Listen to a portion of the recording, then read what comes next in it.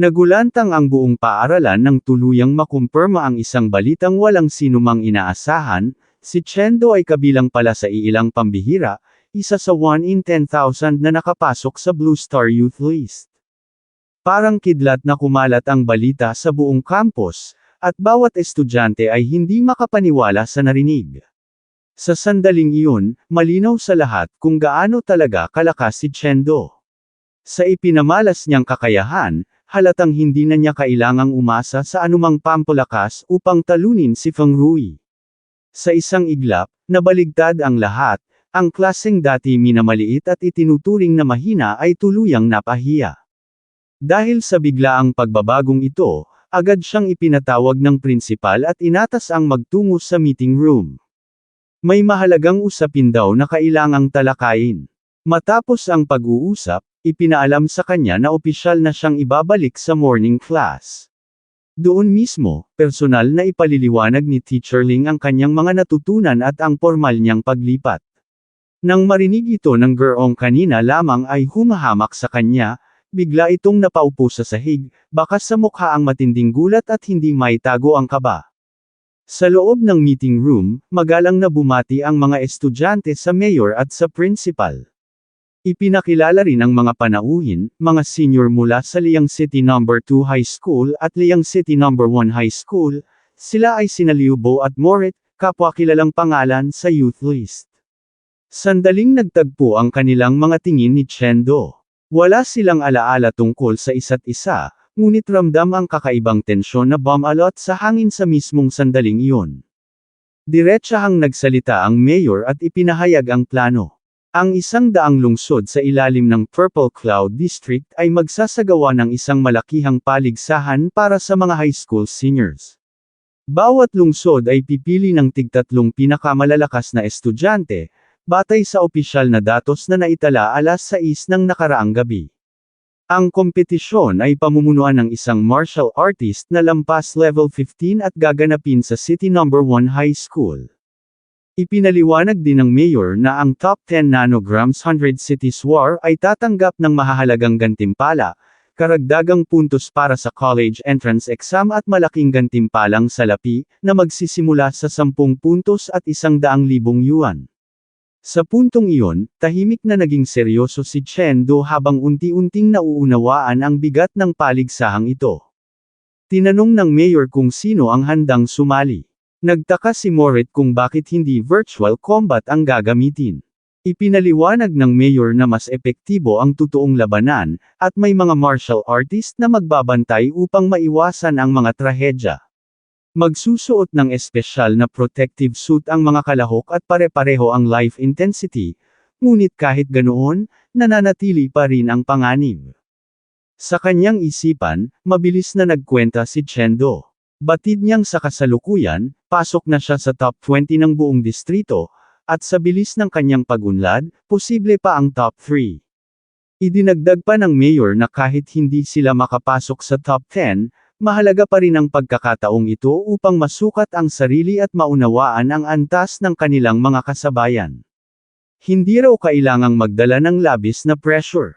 Walang pag-aatubili, nagpahayag si Chendo ng kanyang desisyon na sasali. Sumunod sina Liu Bo at Morit, kapwa nagpas siyang lumahok.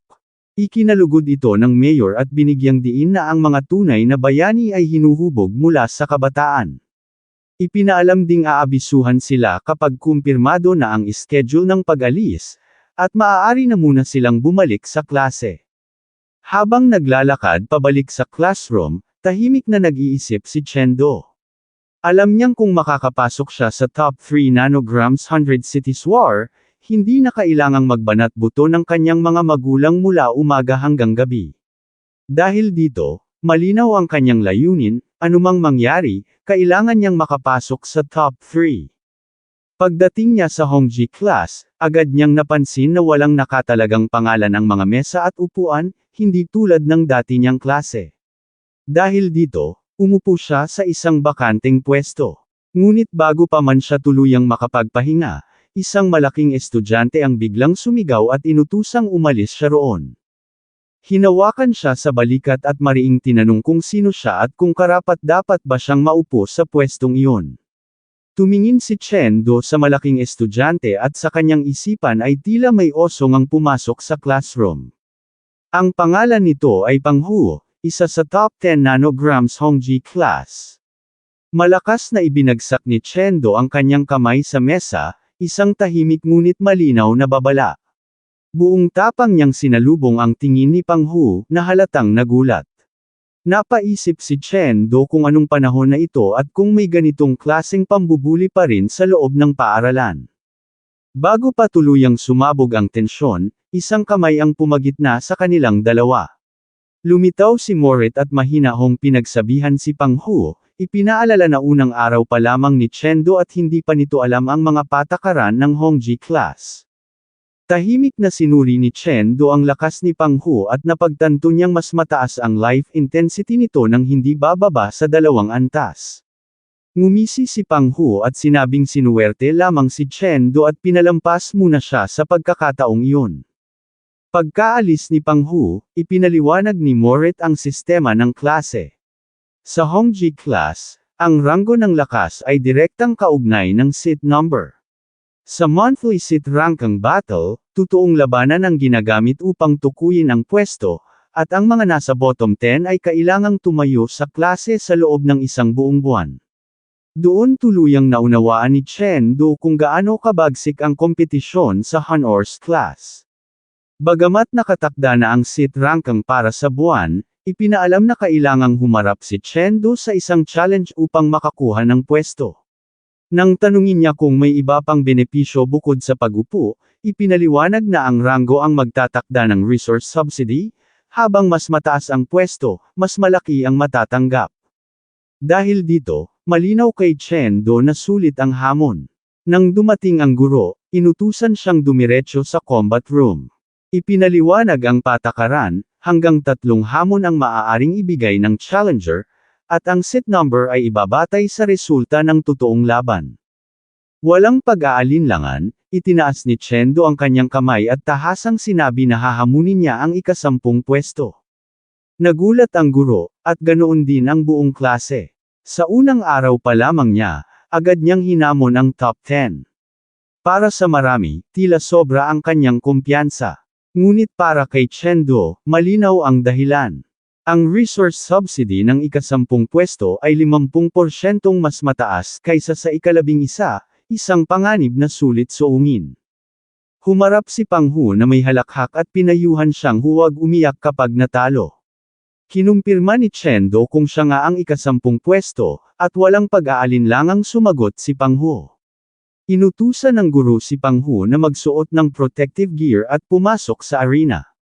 Habang pinagmamasdan ng guro, naisip nitong marahil ay masyadong ang sabik si Chendo na patunayan ang sarili.